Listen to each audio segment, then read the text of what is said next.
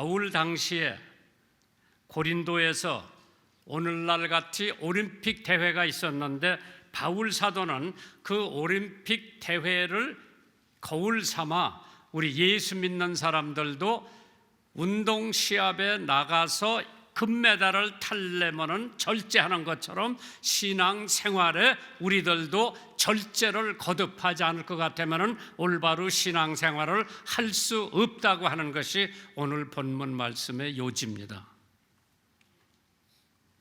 우리 인생도 마라톤 경주와 같습니다.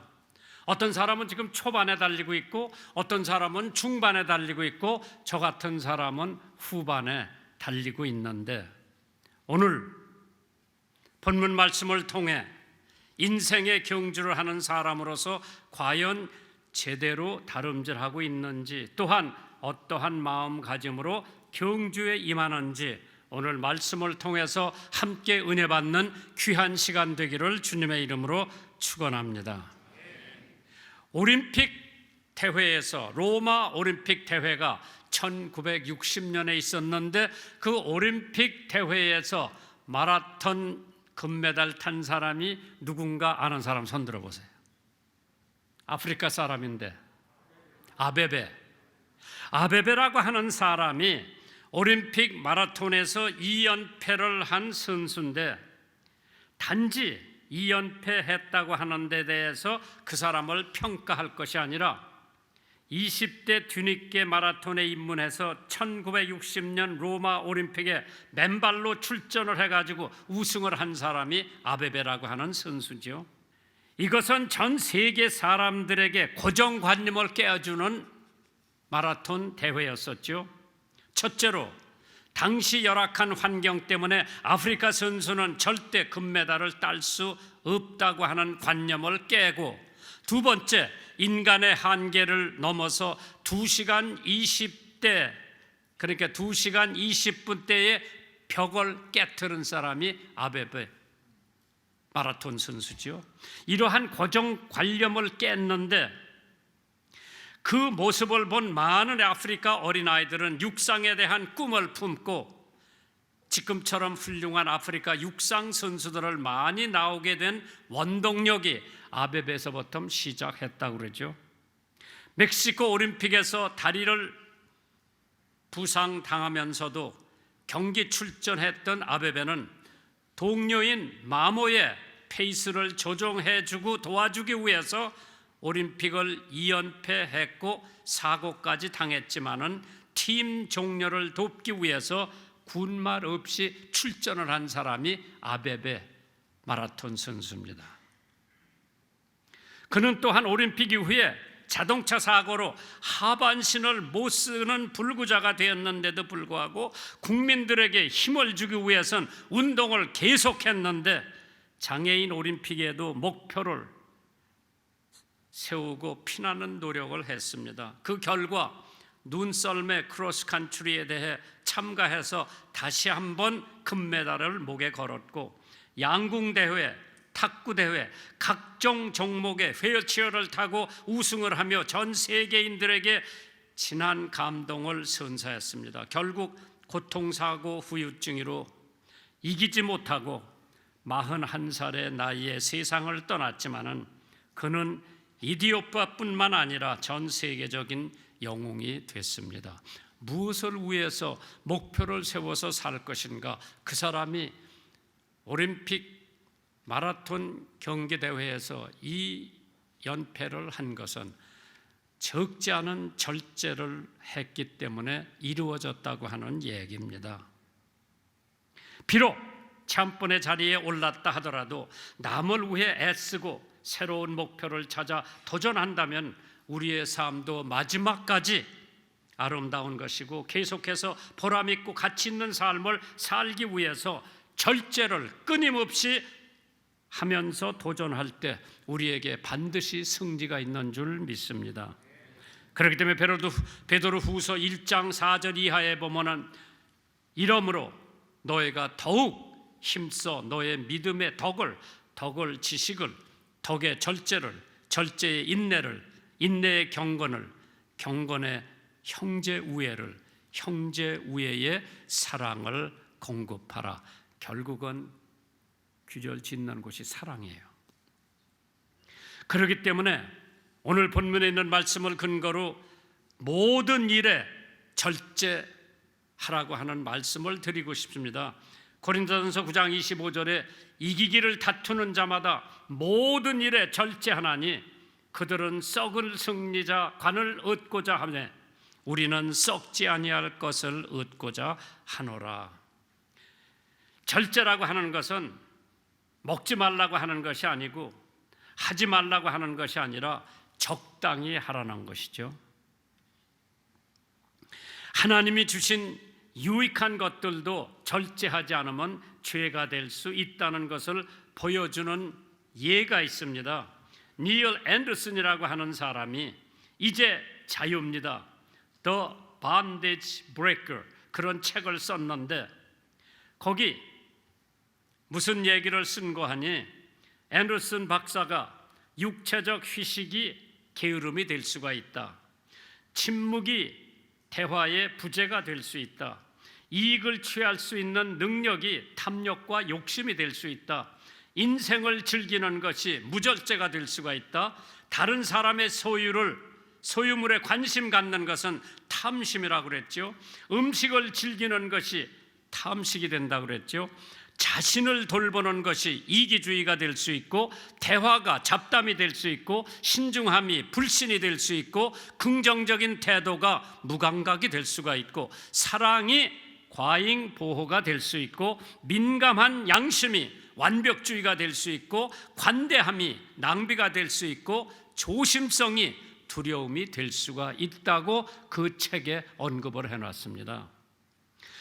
무엇이든지 과하면 문제가 되기 때문에 이럴 듯 절제가 필요하다고 그랬죠. 과음, 과식, 과욕, 이건 다 우리에게 해로운 것들이죠. 그러니까 모든 것을 적당히. 선수에게 있어서 절제는 기본이라고 하지요. 여러분도 잘 아시겠지만 금메달을 따기 위해서 선수들은 극기 훈련과 더불어 철저한 절제를 합니다. 오랜 시간이 철저한 훈련을 하고 체중을 감량하고 먹을 것을 안 먹고 그렇게 자신을 절제하고 훈련한 뒤에 메달을 얻는 것이지, 자기 하고 싶은 거 다 하고 먹고 싶은 거 다 먹고 자고 싶을 대로 다 자고 텔레비 보고 싶을 대로 다 보고 메달 따는 사람은 한 명도 없습니다. 왜?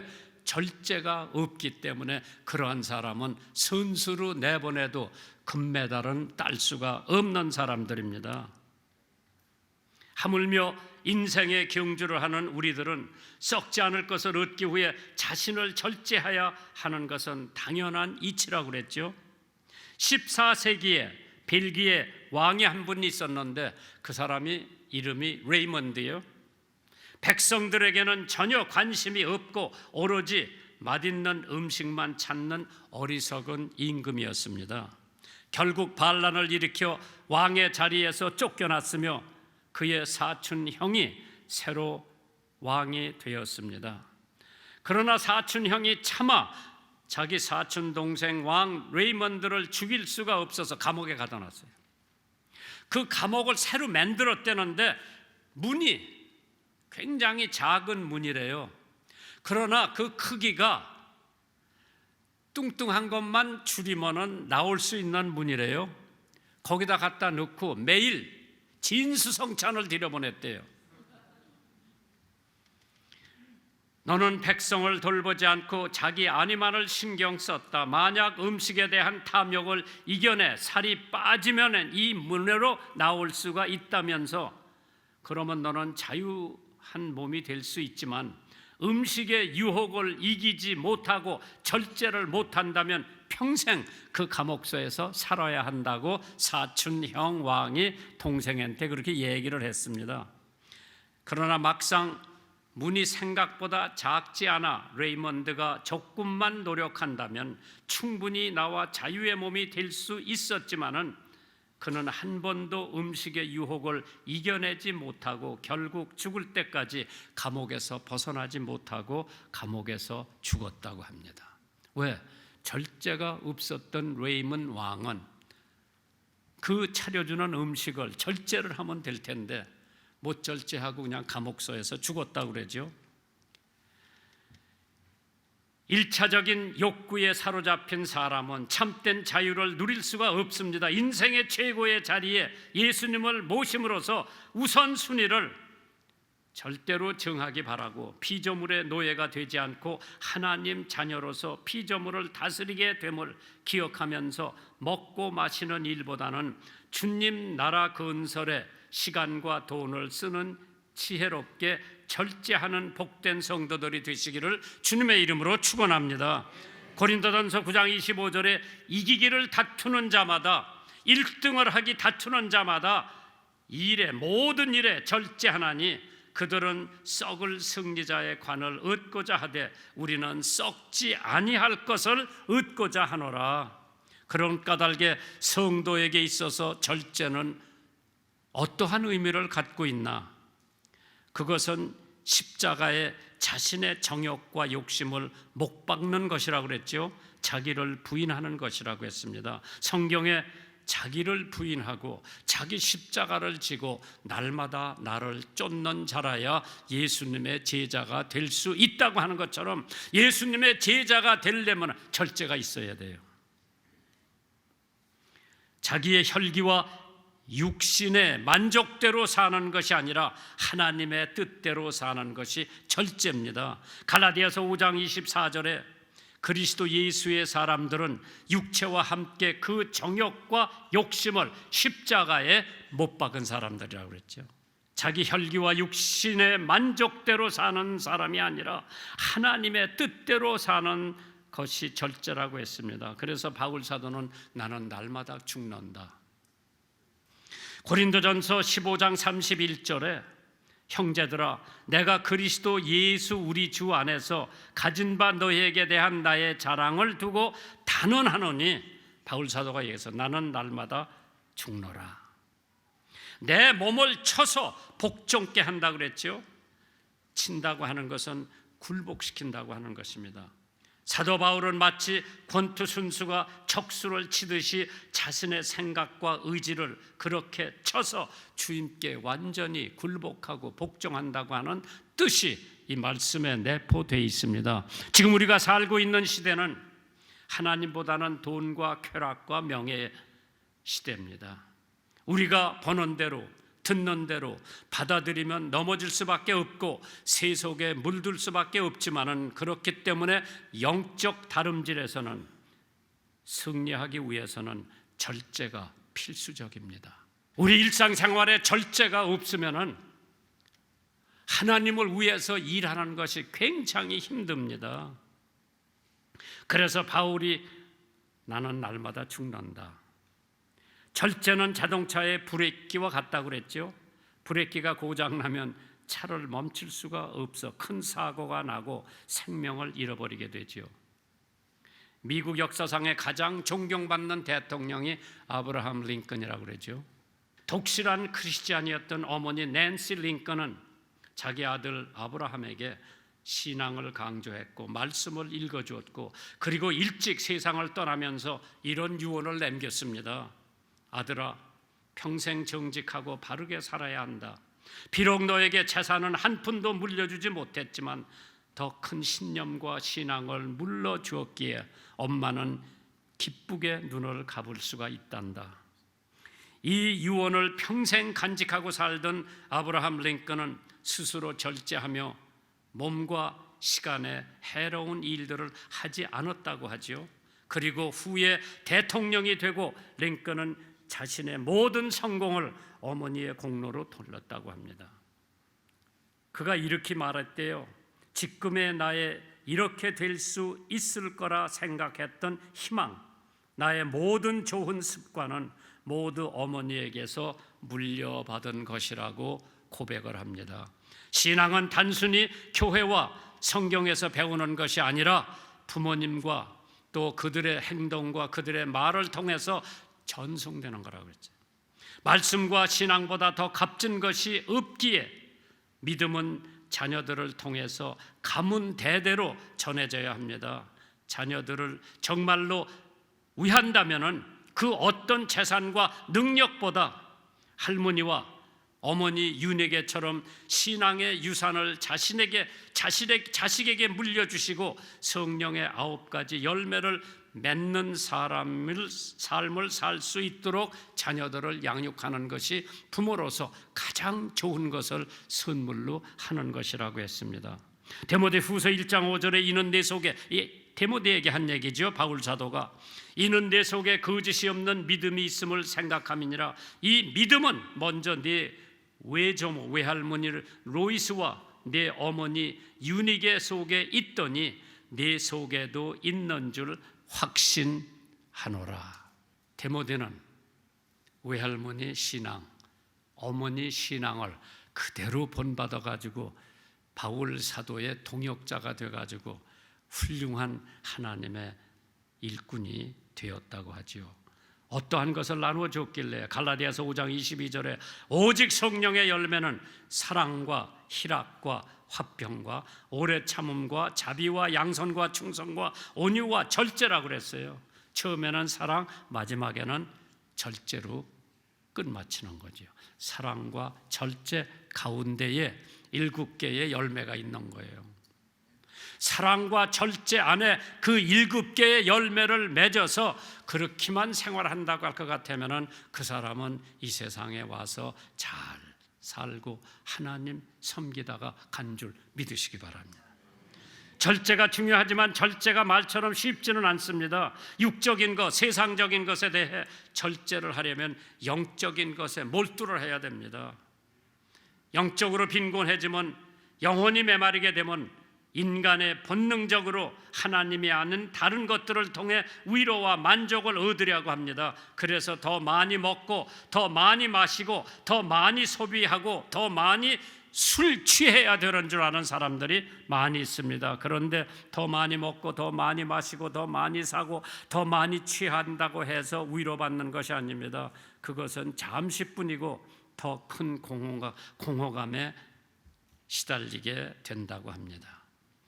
그것 때문에 우리 인간은 하나님과 관계가 바로 서는 것이 가장 중요하고 하나님과의 관계가 바로 서게 될 때에 절제가 더 수월해진다고 했죠.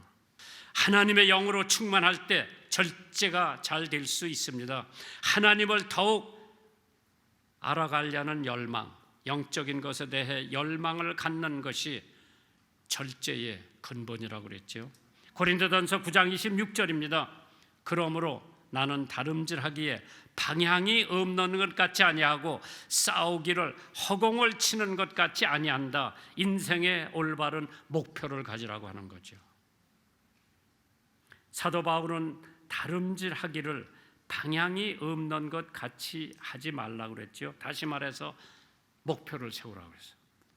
오늘 여러분들이 내가 지금 사는 목표가 뭔가 한번 생각해 보세요. 목표가 없으면 아무리 열심히 달려도 소용이 없습니다. 열심히 달려온 노력과 수고가 다 헛것이라고 그랬죠. 목표가 없으면 실패하게 마련입니다. 그러나 목표를 볼 수 있으면 성공합니다. 사도 바울은 다름질할 때 목표 없는 것처럼 하지 말고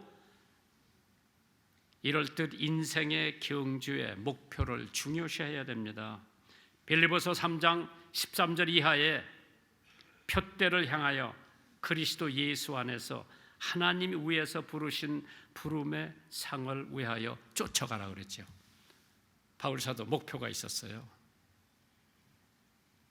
여러분과 저도 목표를 세워놔야 돼요. 표대를 향해서 예수 그리스도 안에서 하나님이 위에서 부르신 부름의 상을 위하여 쫓아가노라. 목사님 목표가 뭐예요? 나더러 물어보면 내 목표는 전도예요. 한 사람이라도 더 전도해서 예수 믿고 천국에 가게 하는 것이 목표예요. 내 죽을 때까지 목표가 전도예요. 돈도 아니요, 행락도 아니요, 명예도 아니요. 제 목표가 하나 있다면은 예수 믿고 목사가 된 후에 전도가 제 목표예요. 목표가 있더라도 올바른 목표가 아니면 소용이 없습니다. 그래서 바울 사도는 26절에 보면 싸우기를 허공을 치는 것 같이 하지 말라고 그랬죠. 우리의 적을 쳐야 하는데 적은 치지 않고 허공을 치면 아무런 효과가 없다고 그러죠. 예수 그리스도가 아닌 물질, 권세, 쾌락, 육체의 아름다움을 목표로 삼고 인생의 경주를 한다면 마지막에는 반드시 허무해지게 되지요. 반드시 후회할 것입니다. 인생의 경주의 목표가 하나님 사랑, 이웃 사랑, 하나님의 영광을 위해 사는 것으로 두시기를 바랍니다. 그것만이 후회 없는 올바른 목표가 될 겁니다. 내가 선한 싸움을 싸우고 나의 달려갈 길을 마치고 믿음을 지켰으니 이제 후로는 나를 위하여 의의 면류관이 예비되었으므로 주 곧 의로우신 재판장 하나님이 그날에 내게 주실 것이 내게만 아니라 주의 나타나심을 사모하는 모든 사람들에게 주신다고 그랬죠. 1492년 신대륙을 발견하려고 본국을 떠났던 크리스토퍼 콜럼버스는 사실 황금의 눈이 어두웠던 사람이라고 합니다. 그가 미국 대륙을 발견한 것도 돈 때문에 황금 찾으러 나선 길이었다고 합니다. 이 크리스토퍼라고 하는 이름이 자기 부모가 지어줬는데 그리스도를 마음속에 간직하고 사는 사람이라고 하는 뜻이에요. 크리스토퍼라고 하는 게. 그러나 그렇게 살던 콜럼버스가 어느 날 진정한 기독교인이 될 것인가 아니면 끝까지 황금을 쫓을 인생이 될 것인가 기로에 서서 그에 대한 해답을 얻기 위해서 눈물을 흘리며 밤을 새가며 기도를 드렸습니다. 기도 끝에 이제부터 부모가 지어준 이름에 걸맞는 삶을 살아가겠다 명쾌한 결론을 내렸다고 합니다. 그때부터 콜럼버스는 전혀 새로운 삶을 살기 시작했습니다. 그렇게 14년을 살고 세상 떠나기 전에 그는 다음과 같은 말을 남겼다고 합니다. 나는 14년 동안 크리스토퍼 콜럼버스였다. 이 기간 내 일생 중인 가장 행복했고 보람있는 세월이었다라고 고백을 합니다. 여러분은 어떤 목표를 향해 인생을 마무리할 건가? 인생의 마라톤을 경주하고 있는지, 무엇을 쫓고 있으며 사는지, 예수 그리스도라는 인생의 푯대를 향해 달려가시고 훗날 주님 배울 때 잘했다 칭찬받는 여러분이 되시기를 주님의 이름으로 축원합니다.